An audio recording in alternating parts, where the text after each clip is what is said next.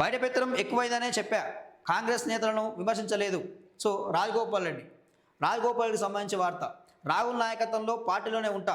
ఆంధ్ర పాలకుల చెప్పు చేతల్లో ప్రభుత్వం ఉండొద్దు. మునుగోడు ఎమ్మెల్యే కోమటిరెడ్డి రాజగోపాల్ రెడ్డి. సో కోమటిరెడ్డి రాజగోపాల్ రెడ్డి సంచలన వ్యాఖ్యలు చేసిండు. 2 రోజుల క్రితం రవీంద్రబాద్లో చేసిన వ్యాఖ్యలకు ఆయన సమాధానం ఇస్తుంది. ఏంది మరి రాజగోపాల్ రెడ్డి పార్టీ మారబోతుండా?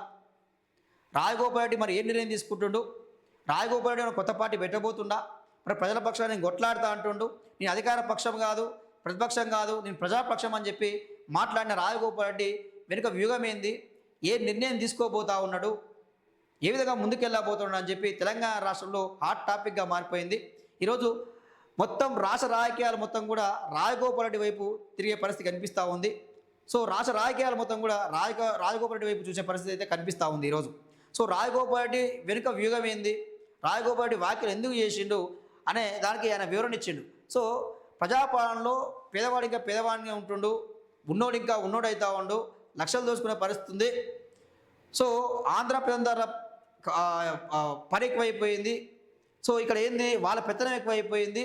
సో దాన్ని అంతం చేయాలి. తెలంగాణ ఉద్యమానికి సంబంధం లేని వాళ్ళు, కాంగ్రెస్ పార్టీకి కూడా సంబంధం లేని వాళ్ళు ఈరోజు కాంగ్రెస్ పార్టీలో పెత్తనం చెలాయిస్తున్నారు. వాళ్ళకి అధికారం ఎక్కువైపోయింది. సో వాళ్ళ వల్ల నిజమైన కాంగ్రెస్ నాయకులు, నిజమైన కాంగ్రెస్ కార్యకర్తలు ఇబ్బంది పడే పరిస్థితి ఉందని చెప్పి దాన్ని మార్చుకోవాలి, ఆ విధానాన్ని మార్చుకోవాలని చెప్పి ఈరోజు రాజగోపాల్ రెడ్డి మాట్లాడడం మనం చూస్తూ ఉన్నాం.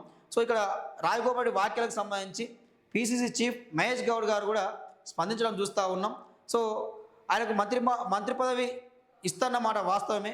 సో అది హైకమాండ్ చేతిలో ఉంది. సో అది హైకమాండ్ నిర్ణయిస్తుందని చెప్పి ఆయన ఇప్పటికే చెప్పిండు. సో ఆయన వ్యాఖ్యలకు సంబంధించి మేము హైకమాండ్కి అయితే ఫిర్యాదు చేస్తాం.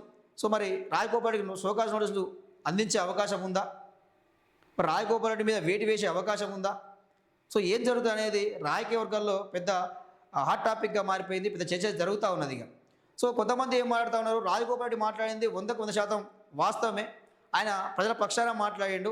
సో ఈరోజు నిరుద్యోగులకు అన్యాయం జరుగుతూ ఉంది, విద్యార్థులకు అన్యాయం జరుగుతూ ఉంది, పేదలకు అన్యాయం జరుగుతూ ఉంది, రైతులకు అన్యాయం జరుగుతూ ఉంది. వీరందరికీ న్యాయం జరగాలి. ప్రజాపాలనలో ఈ తెలంగాణ సాధించుకుంది ఎందుకు?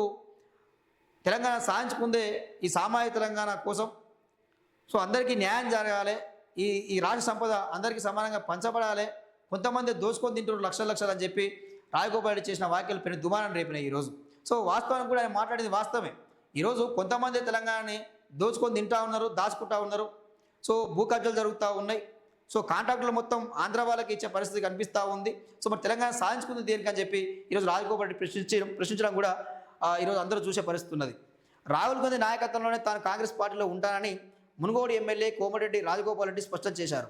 తాను ఎక్కడా కాంగ్రెస్ పార్టీ నాయకులను విమర్శించలేదని, భవిష్యత్తులో కూడా విమర్శించాలని చెప్పారు. బయట నుంచి వచ్చిన నాయకుల పెత్తనం పార్టీలో ఎక్కువైందని మాత్రమే చెప్పానని 2 రోజుల క్రితం చేసిన వ్యాఖ్యలపై క్లారిటీ ఇచ్చారు.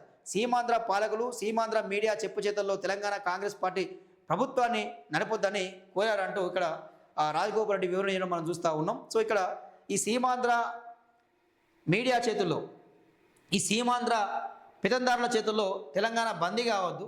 తెలంగాణ సాధించుకున్న దానికోసం కదా. ఆంధ్రలో పెత్తనం ఎక్కువైంది, ఆంధ్రలో దోపిడీ ఎక్కువైందనే ఈరోజు నీళ్లు, నిధులు, నియామకాల విషయంలో తెలంగాణ కోసం కొట్లాడి సాధించుకున్నాం. మళ్ళా గదే రిపీట్ అయితే ఎట్లా? మళ్ళీ ఆంధ్రోడి పెత్తనమే ఉంటే ఎట్లా? ఆంధ్రోడి మీడియా పెత్తనమే ఉంటే ఎట్లా?